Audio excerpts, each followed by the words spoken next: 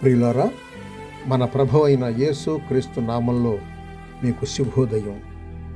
ఆయనను గూర్చి అనుదిన ఆత్మీయ ఆహారం, జనవరి 19 సోమవారం.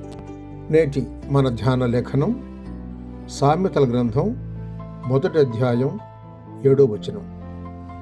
యెహోవా యందలి భయభక్తులు కలిగి ఉండుట తెలివికి మూలం. మూర్ఖులు జ్ఞానమును ఉపదేశమును తిరస్కరించుదురు. వ్యాఖ్యాన అంశం: జ్ఞానము ఎక్కడ నుండి వచ్చును? వ్యాఖ్యాన అంశం: జ్ఞానము ఎక్కడ నుండి వచ్చును? వ్యాఖ్యానం: యువకులు జ్ఞానవంతులని, వృద్ధులు మూర్ఖులని అంటుంటారు చాలామంది.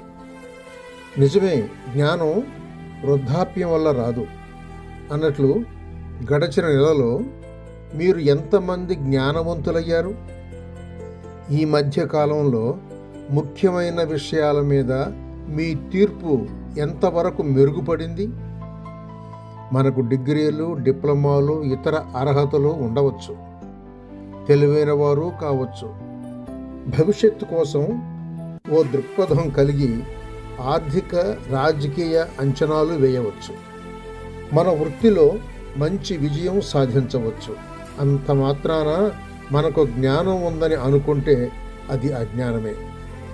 జ్ఞానం అంటే ఏమిటి? జ్ఞానం అంటే ప్రతి వారి జీవితంలో ఉండాల్సిన స్పష్టమైన దైవారాధన. జ్ఞానం అంటే దేవుని సన్నిధిలో జీవించటం. మనం చెప్పే హృదయం ప్రభువు ముందు తెరచి ఉందని గ్రహించటం.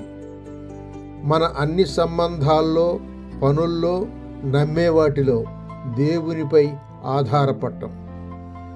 ఈ రకమైన జ్ఞానాన్ని ఎక్కడ నేర్చుకుంటాం? జ్ఞాన మందిరానికి అడుగులు వేయాలి. జ్ఞానమైన క్రీస్తు సముఖంలో మన అజ్ఞానం బయటికి వస్తుంది. అసలు జ్ఞానం యొక్క మూలం ఏది? మనం దేవుని మాట విన్నప్పుడు అది ప్రారంభం అవుతుంది. సామెతల గ్రంథం 2వ అధ్యాయం 6వ వచనం, యోబు గ్రంథం 28వ అధ్యాయం 28వ వచనం, మీకా గ్రంథం 6వ అధ్యాయం 9వ వచనం ధ్యానించండి.